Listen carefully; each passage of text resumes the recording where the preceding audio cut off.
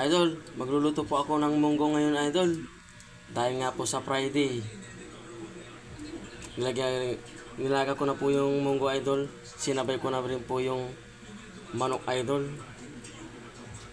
Para malambot na po siya, idol, yung manok.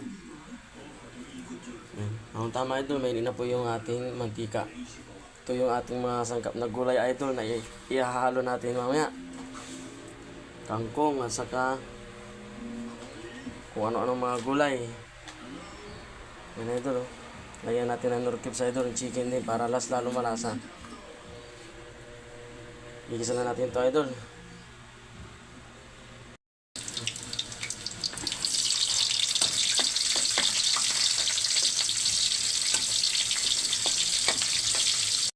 Bango na, idol, yung ating bawang, idol, sa sibuyas.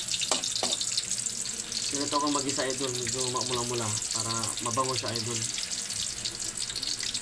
Idol, ilalagay ko na po yung munggo, idol, at saka manok, idol.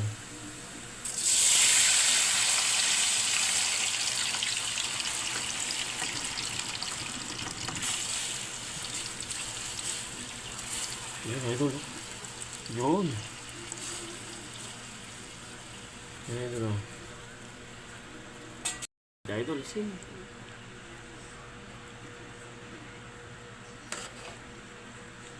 Yan. Bango siya, idol.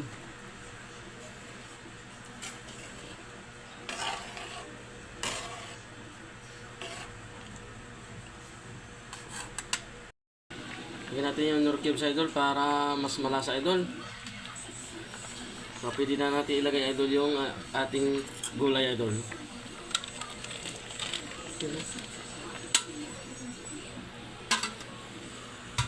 Yan ito mamaya, idol, oh.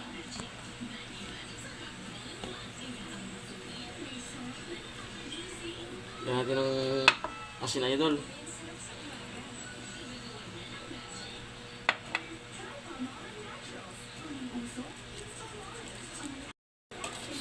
Asin na lang nilagay ko, idol, kasi ubusan po tayo ng stock ng bagong, idol.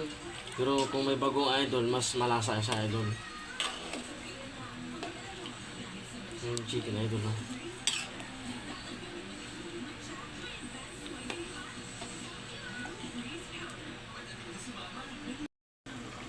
Idol, naluto na po ang aking gulay, idol. Pwede ko na ilagay, idol, ang kangkong, idol. Oh. Yummy talaga, idol, pagka munggo. Makakatikim ka ng mga iba't ibang klase ng gulay.